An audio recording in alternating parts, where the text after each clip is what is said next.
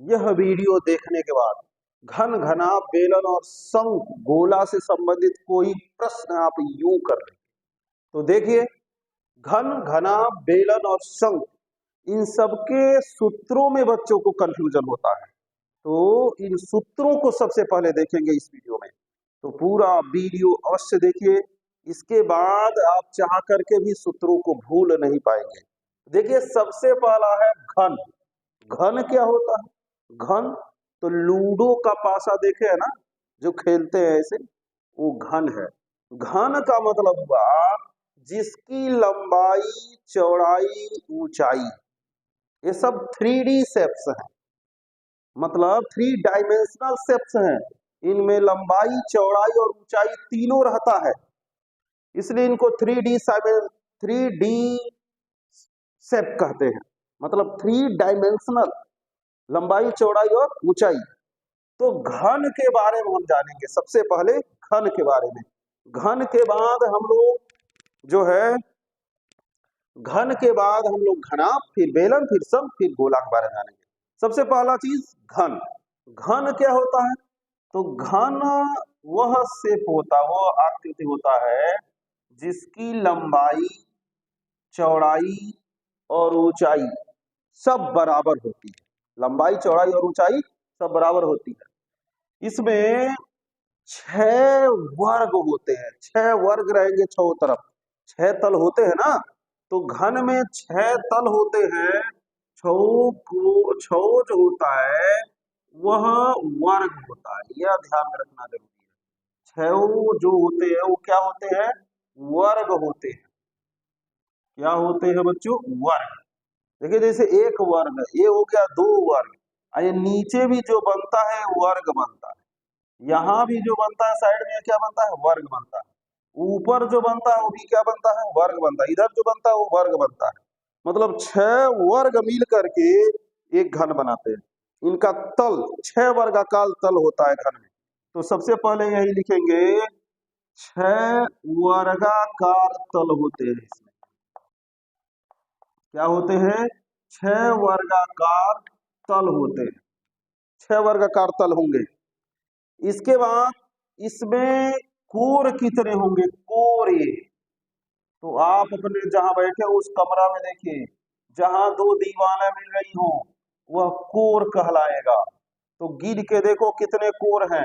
तो 12 कोर होते हैं, एज जिनको कहते हैं, एज 12 कोर होंगे, 12 कोर। और इसके बाद क्या होता है? इसके बाद इसमें जो है कोना होता है 8, शीर्ष जिसको कहते हैं, 8 शीर्ष होंगे। 8 क्या होंगे? शीर्ष। तो देखेंगे घन जो है 6 वर्गाकार तल से बना होता है, 12 कोर होते हैं, 8 शीर्ष होते हैं। इसमें हम लोगों को मुख्य रूप से इसमें जानना क्या है, ये सारी चीजें जानना इसलिए जरूरी है क्योंकि कोई भी आकृति पढ़िए तो उसके डिटेल पूरा जानकारी होना चाहिए, तब उसको कर पाएंगे आप। तो इसमें इसका क्षेत्रफल निकालना हो, जिसको कहते हैं वक्र पृष्ठ। वक्र पृष्ठ नहीं कहते हैं, घन का पृष्ठीय क्षेत्रफल कहेंगे। घन का पृष्ठीय क्षेत्रफल। तो घन का पृष्ठीय क्षेत्रफल निकालना है। तो चूंकि 6 तल है, पृष्ठीय क्षेत्रफल मतलब किसी भी आकृति के जितने तल दिखाई दे रहे हो उस तल का क्षेत्रफल कहलाता है पृष्ठीय क्षेत्रफल। तो घन का पृष्ठीय क्षेत्रफल जो होगा, क्योंकि 6 तल है इसमें, कितने तल हैं? 6 तल। तो एक तल वर्गाकार, तो इसमें 6 तल वर्गाकार है। और वर्ग का क्षेत्रफल क्या होता है? तो आप कहेंगे भुजा स्क्वायर। तो अगर जो इसकी भुजा को हम ए माने, क्या माने? ए माने, तो एक वर्ग का होगा ए स्क्वायर, दूसरे का ए स्क्वायर, तीसरे का ए स्क्वायर, चौथे का ए स्क्वायर, पांचवे का ए स्क्वायर और छठवें का ए स्क्वायर। होगा कि नहीं होगा? 6 वर्गाकार तल है ना, तो एक वर्ग का क्षेत्रफल होता है ए स्क्वायर। इसमें 6 वर्गाकार तल हैं और वक्र पृष्ठ मतलब जितने तल दिखाई दे रहे हैं वो सबका क्षेत्रफल निकालना है। तो ए स्क्वायर कितनी बार भाई? 6 बार। तो हो जाएगा 6 ए स्क्वायर। और ये होता है क्षेत्रफल। तो क्षेत्रफल को हमेशा वर्ग इकाई में लिखते हैं। किसमें लिखते हैं? वर्ग इकाई। नहीं समझे? वर्ग इकाई मतलब यदि यह भुजा सेंटीमीटर में है तो वर्ग सेंटीमीटर, मीटर में है तो वर्ग मीटर, यह ध्यान में रखना। वर्ग इकाई, क्षेत्रफल को हमेशा वर्ग इकाई में लिखना है। तो ये घन का पृष्ठीय क्षेत्रफल हो गया। क्या हो गया? पृष्ठीय क्षेत्रफल। 6 तल होते हैं घन के, 6 वर्गाकार होते हैं, एक वर्ग का क्षेत्रफल भुजा स्क्वायर, तो 6 वर्ग हैं तो 6 भुजा स्क्वायर हो जाएगा। अब देखिए घन का पार्श्व पृष्ठीय क्षेत्रफल, घन का पार्श्व पृष्ठीय क्षेत्रफल। तो पार्श्व पृष्ठीय क्षेत्रफल मतलब जो दीवाल है, समझ लीजिए कमरे की जो चारों दीवाल है, अगर जो कहा जाए चारों दीवाल का क्षेत्रफल, अगर जो घन है, घनाकार कमरा है, तो चारों दीवालों का क्षेत्रफल, तो 4 दीवाल जो है तो 4 वर्ग ना हुआ भाई, तो 4 वर्ग हुए, तो 4 वर्ग हैं तो चारों वर्गों का क्षेत्रफल निकालेंगे। तो 4 वर्ग का क्षेत्रफल निकालेंगे तो हो जाएगा 4a स्क्वायर, और क्षेत्रफल है तो इसको भी वर्ग इकाई लिखेंगे। क्या लिखेंगे? वर्ग इकाई। ए स्क्वायर प्लस ए स्क्वायर, चारों को जोड़ेंगे तो चारों का क्षेत्रफल हो जाएगा 4a स्क्वायर। तो इसको कहते हैं घन का पार्श्व पृष्ठीय क्षेत्रफल। इसके बाद आता है घन का आयतन। घन का आयतन, तो देखो किसी का भी आयतन निकालना हो तो आधार का क्षेत्रफल गुणे ऊंचाई लिखना चाहिए। आधार का क्षेत्रफल गुणे ऊंचाई, आधार का क्षेत्रफल गुणे ऊंचाई, तो जानते हैं इसका आधार होता है वर्गाकार। आधार क्या होता है? वर्गाकार। तो आधार वर्गाकार है तो वर्ग का क्षेत्रफल क्या होगा? भुजा स्क्वायर। वर्ग का क्षेत्रफल क्या होगा? भुजा स्क्वायर। और ऊंचाई इसकी कितनी है? तो वही है जितनी इसकी भुजा, मतलब ए है। तो ए स्क्वायर में ए का गुणा करेंगे तो हो जाएगा ए क्यूब। क्या हो जाएगा? ए क्यूब। मतलब भुजा की घाते 3, ये भुजा है, भुजा की घाते 3, तो घन का आयतन हो जाएगा भुजा की घाते 3। और इसका जो है लिखेंगे घन इकाई। आयतन हमेशा घन में लिखते हैं। घन इकाई का मतलब अगर जो सेंटीमीटर है तो घन सेंटीमीटर, मीटर है तो घन मीटर, इस तरह से लिखेंगे। अब एक चीज और है, अगर जो घनाकार कमरा है उसमें पूछा जाए कि सबसे लंबी छड़ किस रूप में रखेंगे, तो सबसे लंबी छड़ रखने का मतलब हुआ विकर्ण के रूप में रखेंगे। कैसे रखेंगे? विकर्ण के रूप में, इस कोने से इस कोने में, विकर्ण के रूप में। तो घन का विकर्ण क्या होता है? घन का विकर्ण, तो घन का विकर्ण जो हो जाएगा, विकर्ण की लंबाई वह हो जाता है आपका, क्योंकि ए स्क्वायर होगा तो हो जाएगा आपका 3 भुजा करड़ी में 3, भुजा करड़ी में 3 होगा, भुजा करड़ी में 3 लिख देंगे तो यह हो जाएगा घन का विकर्ण। तो इस तरह से जो है आप घन के बारे में सारा लिख सकते हैं। इसमें मुख्य रूप से परीक्षा में आयतन से संबंधित प्रश्न आएगा, इसको जरूर ध्यान रखिएगा। घन का आयतन भुजा के घाते 3 होता है और इसका मात्रक होगा घन इकाई, इसको जरूर तैयार रखना है। बोर्ड परीक्षा में कक्षा 10 के लिए सबसे इंपॉर्टेंट यही है, घन का आयतन तैयार रखना है। घन का आयतन होता है भुजा की घाते 3। तो ये हो गया घन। अब हम लोग देखेंगे घनाभ के बारे में। तो घनाभ जो होता है, घनाभ की लंबाई, चौड़ाई और ऊंचाई सब अलग अलग होती है। लंबाई, चौड़ाई और ऊंचाई क्या होती है? अलग अलग। जैसे सबसे आसान समझने के लिए है, जैसे घन जो है 6 वर्ग से बना होता है और घनाभ 6 आयत से बना होता है। किससे बना होता है? 6 आयत से बना होता है। तो घन 6 वर्ग से और घनाभ 6 आयत से बना होता है। जैसे माचिस है घर में, वो एक घनाभ है, सबसे बढ़िया उदाहरण। इसकी लंबाई अलग होगी, चौड़ाई अलग होगी और ऊंचाई क्या होगी? अलग होगी। ये होता है। तो इसमें भी 6 तल होते हैं लेकिन आयताकार होते हैं। 6 आयताकार तल होते हैं इसमें, आयताकार तल, 6 आयताकार तल होंगे और 8 शीर्ष होते हैं और 12 कोर होते हैं। 12 क्या होते हैं? कोर।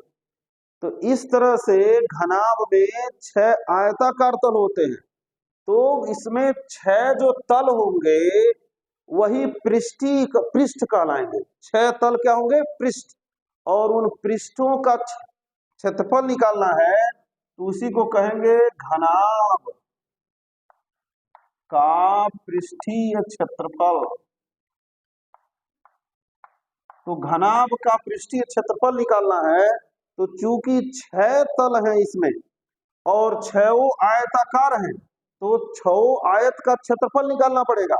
6 आयत का क्षेत्रफल निकालने के लिए जानते हैं आयत का क्षेत्रफल होता है लंबाई गुणे चौड़ाई। आयत का क्षेत्रफल क्या होता है? लंबाई गुणे चौड़ाई। तो 6 आयताकार तल है तो जमीन मतलब फर्श का क्षेत्रफल जो निकालेंगे वह कहेंगे लंबाई गुणे चौड़ाई। फिर इसमें जितना फर्श होगा उतना ही छत होगा, इसको भी कहेंगे लंबाई गुणे चौड़ाई। फिर जो है चौड़ाई और ऊंचाई वाला आयत निकालेंगे तो चौड़ाई गुणे ऊंचाई, चौड़ाई गुणे ऊंचाई। फिर आप बगल वाला निकालेंगे, ऊंचाई गुणे लंबाई हो जाएगा, ऊंचाई गुणे लंबाई। फिर हो जाएगा ऊंचाई गुणे लंबाई। तो देख रहे हैं लंबाई एलबी एलबी 2 बार आ रहा है तो 2LB लिखिए, BH BH 2 बार आ रहा है 2BH लिखिए, HH HL 2 बार आ रहा है तो 2HL लिखिए।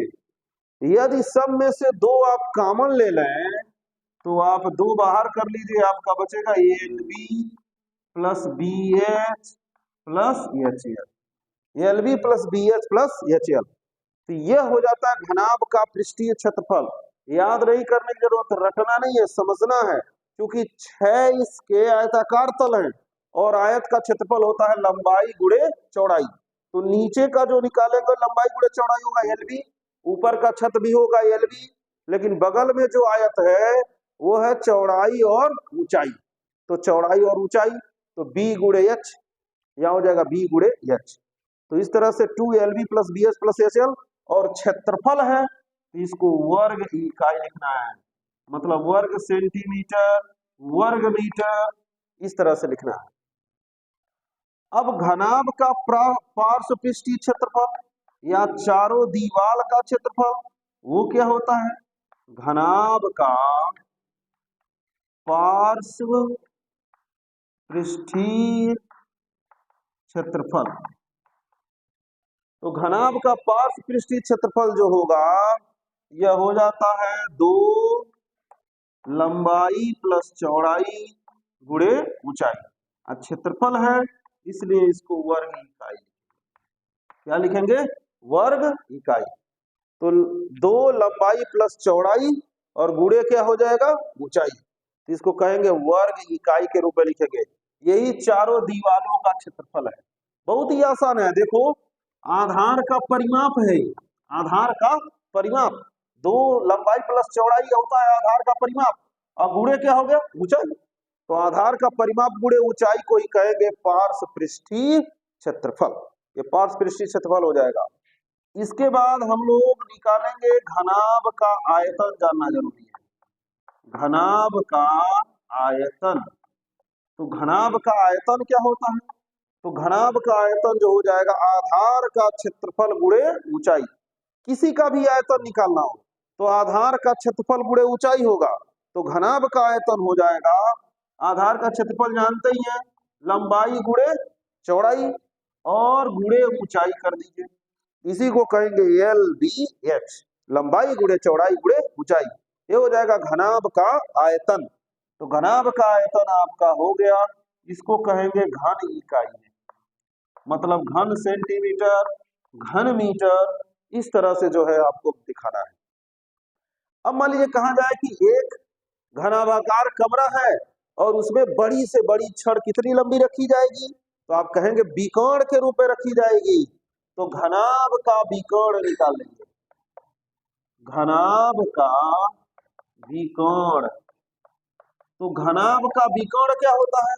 तो घनाभ का विकर्ण होता है अंडर रूट में L square plus B square plus H square और यहाँ इकाई, मतलब सेंटीमीटर है तो सेंटीमीटर और मीटर है तो मीटर। चूंकि ये केवल लंबाई है तो इसको केवल इकाई लिख देंगे, सेंटीमीटर है तो सेंटीमीटर, मीटर है तो मीटर। तो इतनी सारी चीजें आपको घनाभ के बारे में जानकारी होना चाहिए। घनाभ का पृष्ठीय क्षेत्रफल, घनाभ का पार्श्व पृष्ठीय क्षेत्रफल, घनाभ का आयतन और घनाभ का विकर्ण। अब घन और घनाभ से संबंधित कक्षा 10 में एक प्रकार का क्वेश्चन बहुत अधिक पूछता है कि दो घनाभ है, दो घन है, उनका आयतन दे देगा, प्रत्येक का आयतन दे देगा और कहेगा कि उनको सटा करके रखने पर बने घनाभ का आयतन ज्ञात कीजिए या पार्श्व पृष्ठीय क्षेत्रफल ज्ञात कीजिए। तो आप कैसे करेंगे? जैसे मान लीजिए कह दे कि दो घन है, दो घन है, कितने घन है? दो घन है जिनमें प्रत्येक का, जिनमें प्रत्येक का अक्सर आयतन देता है, तो प्रत्येक का आयतन मान लीजिए दे दे आयतन, आप लोगों की किताब में अक्सर देता है 64 दे देगा, 125 दे देगा, कुछ भी दे देगा। तो मान लीजिए आपकी किताब में दिया था 64 घन सेंटीमीटर है, तो दो घन है जिनमें प्रत्येक का आयतन 64 घन सेंटीमीटर है, इनको सटा के रखा जाए। क्या करके रखा जाए? सटा के रखा जाए तो कौन सी आकृति बनेगी? तो जब दो घनों को सटाएंगे तो हमेशा घनाभ बनेगा। क्या बनेगा? घनाभ। क्योंकि जब घन सटा देंगे आप तो घन की लंबाई चौड़ाई ऊंचाई बराबर होती है, लेकिन जब सटा दोगे तो ये जो आकृति बनेगी इसकी लंबाई बदल जाएगी। क्या बदलेगी? लंबाई, लेकिन न चौड़ाई बदलेगा और न ही ऊंचाई बदलेगा। तो ऐसे जब प्रश्न आएंगे तो पहले घन की भुजा निकालेंगे। क्या निकालेंगे? घन की भुजा। तो देखो बच्चों, घन की भुजा यदि निकालनी हो तो डायरेक्ट कैसे निकालोगे? घन की भुजा बराबर, तो करड़ी में यहाँ घनमूल का सिंबल कर दीजिए, करड़ी में यहाँ आयतन लिख दीजिए। मतलब भुजा निकालना है आपको तो घनमूल निकालेंगे। क्या निकालेंगे? घनमूल। तो 64 का घनमूल निकालते हैं तो आप जानते हैं कि 64 का घनमूल 4 चौको 16 चौको 64, तो 4 3 बार हो गया तो 4 हो जाएगा बाहर, मतलब 4 सेंटीमीटर भुजा हो गया। क्या हो गया? 4 सेंटीमीटर भुजा हो गया। अब 4 सेंटीमीटर भुजा वाले दो घनों को जब सटाओगे तो यहाँ पर जो इसकी लंबाई होगी घनाभ की, पहले तो ये जानना है क्या बनेगा? घनाभ। तो घनाभ की लंबाई होगी 4 + 4 मतलब 8। तो यहाँ लिखेंगे दोनों घनों को सटाकर रखने पर घनाभ बनेगा। घनाभ बनेगा। क्या बनेगा? घनाभ। दोनों घनों को सटा कर रखेंगे तो क्या बनेगा? घनाभ। और उस घनाभ की लंबाई, उस घनाभ की जो लंबाई होगी, जो भी भुजा आप निकालोगे, मान लो यहाँ 64 आयतन था तो 4 निकला, 125 रहेगा तो 5 निकलेगा, जो भी निकलेगा यहाँ भुजा, तो भुजा का दोगुना कर देना, तो लंबाई क्या होगा? 8 सेंटीमीटर। चौड़ाई क्या होगी? तो चौड़ाई बदलेगी ही नहीं, 4 सेंटीमीटर। ऊंचाई क्या होगी? ऊंचाई भी क्या होगी? 4 सेंटीमीटर। ये बदलने वाले नहीं है। सिर्फ बदलेगा कौन? लंबाई बदलेगा। सटा के रखोगे तो क्या बदलेगा? केवल लंबाई। अब ये जो घनाभ बनेगा, लंबाई चौड़ाई ऊंचाई जब मालूम हो जाएगा तो या तो इसका पृष्ठीय क्षेत्रफल पूछेगा या तो आयतन पूछेगा। जो पूछेगा बता सकते हैं क्योंकि एल बी एच आपको पता है, लंबाई चौड़ाई ऊंचाई आपको पता है। तो यहाँ पर मान लो आयतन पूछ चाहे पृष्ठीय क्षेत्रफल पूछ दे तो घनाभ का पृष्ठीय क्षेत्रफल। तो घनाभ का पृष्ठीय क्षेत्रफल मान लीजिए पूछ देता है, तो अभी भी सूत्र पढ़े थे 2LB plus BH plus HA। तो 2 यहाँ रहने देंगे, एल के जगह क्या है 8, 8 गुणे 4, 4 गुणे 4 और 4 गुणे क्या हो जाएगा 8। तो 2 8 चौको 32 प्लस 4 चौको 16, 8 चौको 32। तो 32 32 64 होगा, 64 में 16 जोड़ दीजिए, मतलब ऐसे इकाई को इकाई में हमेशा जोड़ते हैं। 2 6 8 2 10, एक बचा 4 1 5 और 3 8, 80 हुआ, 80 दूना हो जाएगा 160, और चूंकि क्षेत्रफल है तो वर्ग सेंटीमीटर। तो पृष्ठीय क्षेत्रफल पूछेगा तो ऐसे निकालेंगे, आयतन अगर जो पूछेगा तो लंबाई गुणे चौड़ाई गुणे ऊंचाई कर देंगे। तो आपका इस तरह से यह प्रश्न इस प्रकार का केवल है 10वीं में, कि दो घनों को सटा के रखने पर कौन सी आकृति बनेगी, घनाभ बनेगी। और घनाभ जो बनेगा वो घन के भुजा के दोगुने के बराबर होगा, इसका लंबाई चौड़ाई भुजा के बराबर होगा और ऊंचाई भी वही होगा, क्योंकि ऊंचाई और चौड़ाई नहीं बदलेंगे, बदलेगा कौन, लंबाई। तो इस तरह से आप इसको हल कर सकते हैं। अब आपको पढ़ना है बेलन के बारे में। बेलन के बारे में सारी चीजें जान लीजिए, बेलन क्या है।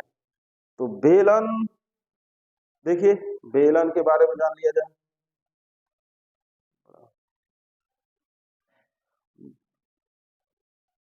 बंद करो।